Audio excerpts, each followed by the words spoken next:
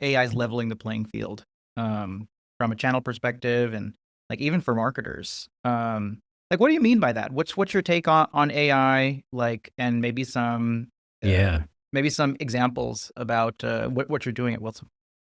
yeah, I'm obsessed with it because I think that's where you can get out a lot of local maximum thanks to AI in the future. But yeah, I had this bit of an analogy. I don't know if you remember, like a few years ago when Facebook launched triple A campaigns, automated app ads campaigns, and like most notoriously maybe Google app campaigns, where you just started to like give them creatives, tell them like your desired level of return on investment, feed the right data, and then you don't have to do anything. And it's like before I had to create via the Facebook ads API, like hundreds of campaigns, like creating script to optimize my bids, etc. And you had an edge if you had like a bit of a, growth hacking technical team, competitors. And then Facebook and Google sort of level the playing field. Like one person could run like a pretty big budget and operation versus a bigger team. And you couldn't get an edge with like bids optimization as much as you used to. And then the edge became like, you know, creative, probably. Like everyone's like, creative is the new optimization because that's where you can still find big swings and have become really good or become average. And with AI, I find like maybe we're gonna have the same thing. First on creative, like if AI probably needs like another year or two, but you can like create UGC ads in a click, and all you need is a good idea. You can like have a lot of variations of your creatives. You can have a lot of copy created by AI. So first, everyone's gonna have like really good creatives. It's gonna be hard to compete against each other again, or it's gonna level the playing field. But even in terms of like expertise, so in the past, maybe right now, it's good to have like one SEM expert, one Facebook ad paid social expert, one email marketer, like someone really good at using Apps Flyer or whatever. But because of AI, you can learn. Imagine like you can learn everything almost instantly, or become an expert, or having an expert in almost every channel very quickly. Does that mean you mostly need like generalists now who are smart and curious, but can flex into any channel instead of hiring channel specialists? So I've reorganized my team a little bit at Wealthsimple, where instead of having like the ads team, the lifecycle team, the promo team, they focus more on like specific KPIs or targets, like growing clients, growing assets, growing direct deposit or paychecks. And every team can use like any tool. And I want people to be comfortable launching an email campaign, testing a Facebook ads, a campaign the next day, and then run maybe like write a small script to test something in the app thanks to like an in-app model that they created. Like a bit of, you want like folks who are comfortable with technical stuff. And the next day, also write their own SQL queries thanks to Claude is really good for SQL. And most of my team now go directly and query the data thanks to SQL. So they're becoming like expert at a bit of everything. And if you just fast forward that, I wonder if like it's leveling the playing field in terms of like technical and tooling expertise and channel expertise. It's just like more pure like growth skills that are going to be valued versus like deep expertise in like Did you get any SEM. pushback on that? Because the most obvious one is, if you're removing the specialization, you like, there's like a skill set thing, but there's also like an efficiency thing that I always hear. Like, well, if these people are experts on meta ads, they're gonna do it faster and better. So how did you deal with that pushback or anything? A little bit, but first I found like people are excited to learn and to Mm. diversify. Everyone's a little worried about AI. And so I think like you want to be in an environment where you're going to learn more stuff. And also, actually, I do not really want them to be specialized because I think that's where you can fall into a bias where, well, my job is running Facebook ads for this company or paid social ads, or my job is running search. No, your job is growing clients, is growing the business. And if you're a little too narrow on like, this is my area of expertise, again, you might miss like a bigger opportunity. And I find some people, they don't like it. They build like 10 years of experience and like being really good at ads and attribution and mobile and paid social. And now I'm asking them to do concerts. um, but I think I don't know. Yeah, that's kind It is of kind how of I see funny. it. Yeah. No, but I think you're right. It's on that. I think you painted the most exaggerated version to make Yeah. your point. But I But think they love it because they work here. And what I want for my team is you work with me for a few years. And if you move on, hopefully you stay with me, you're going to like bring that mentality into another company and you're going to be very successful because you won't have like the tunnel vision. You're going to make big swings and propose like big things. And I think like I've seen like a lot of great development and growth from the younger people on my team feeling a little bit liberated. And this the meme right now is like high agency and you want to hire people with a lot of agency. And I yeah, really like that. So I always tell my team, like, hey, you can just do things. You don't need to ask me. You don't need to ask anyone. Don't do stupid things. But, and like, we're a financial service company, so we can't break the trust from our clients.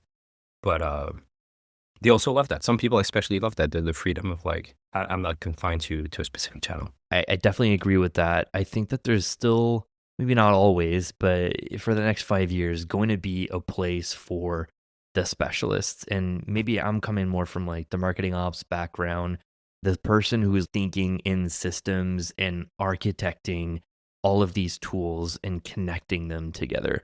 So, like your example of, hey, I want someone to be able to send an email out themselves from the high level standpoint, service level tasks. A lot of tools do that really well already. Like one of our sponsors is Knack, and Knack allows you to have like guardrails in place so that people don't do dumb stuff. Just like, oh, ChatGPT says these are the steps to send out an email in Braze. You log in, you follow that step, you send it, and it's like, oh, I actually forgot to do that one thing, and we sent the email out to way too many people, and now we have 17,000 emails to customer support that are pissed because we sent the email out to wrong people, or I created a new flow to automate this one email or this push notification if someone does this. Oh, I didn't realize that that same action is also used for triggering these three other flows, and that blew up our whole system. So, like, I think that I get your point, and it is exciting because people who don't have a specialist background can be a lot more dangerous, but that danger comes with a certain level of responsibility and those guardrails and the systems level people behind the scenes that are just like, yes, marketer, go off and send out emails in Braze, but here's a list that ChatGPT doesn't know about based on how our system is set up and the nuance and the context. So there's a balance there of Yeah. I don't know, like uploading context and making sure that like, hey, if the marketer is using ChatGPT to figure out how do I do this, how do I do that, we're also feeding it proprietary data on how Braze is set up and the existing flows that we have and some of our data nomenclature, blah blah blah. That's So my just counter argument. on that small point, um, Wealthsimple and I hope like other companies now have like these internal LLMs. So it's Mhm. pretty cool. Like we have all the tools, all the models available to us. And in the like, let's say like, LLM tool for Wealthsimple that I can connect to in a similar interface as ChatGPT. So we're not feeding anything into ChatGPT. Yeah. But I agree with you, like, especially with emails and like CRM. You can't do much wrong with a Facebook ad. You can do some damages in other areas. So I think like giving access to everything to everyone, I like. I hate like gatekeeping and like I'm only sending the emails, etc. Um, I do like to have some experts, right? So, and in reality, that's how it works. Like, not everyone is really sending email in the team. But you will have like one or two people who are getting really good at it, and then you have this just simple collaboration where, oh, I'm trying to do this in Braze where, if it's sunny outside, I want to like promote this, go and buy an ice cream with your cash cards. So I imported this like little weather API, and can you check my work? Yeah. And Yeah. so I see a lot of that, and it's great to see people collaborate. And so you have like little pods of people who like help each other. but it's not like, hey, this is my tool. Like, why are you doing this? Mhm. I really don't like this attitude, and I try to reward the opposite behavior of people like teaching others and even other teams. Product marketing, they want an email, we're overloaded, and they'll complain like growth doesn't want to help. I'm like, no, hey, get on the tool. We'll give you a seat. Running Facebook ads is accessible to everyone now. Go in, like we're not gatekeeping, and it just creates a great collaborative environment. I But yeah, love that. check my homework before I submit. Yeah. It is good. Super cool. Yeah, I think for the marketing house folks listening that are just so used to getting a ticket or a request that's just like, we want to send out an email or a notification based on, weather changes, and marketing ops team go off and figure that out. And it's like Yeah. a long list of things to figure out versus someone now doing the research, having an LLM that they have a conversation with, they brainstorm with it. And then when they create that request, instead of just saying, I want this thing, they say, here's a potential scenarios of doing this. I found this Mhm. weather API. I've connected it to this and I've tested it. Like, can you just double check my work? That's like And going I back think to your main for point about speed. creative as well, right? Like when I joined Wealthsimple, it's like marketers were not writing a single line, and I was like, what? And we have the best writers in the business. They're amazing. Or TLDR newsletter is amazing, and they're very creative, obviously, but they don't need to write like every single line in an email. But again, it's like, check my work. It's Yeah. like, oh, this is cringe. Let me like workshop a quick like headline, or these AI generated subject lines. Like, do you really need that one? I would like kill it. And so this is that level of work. So you get faster, you go a little faster, and you keep some sort of quality check uh, on the work. Yeah, makes Yeah. sense. I'm a TLDR subscriber, by the way. One of the Nice. few newsletters that I open. So yeah, I love it.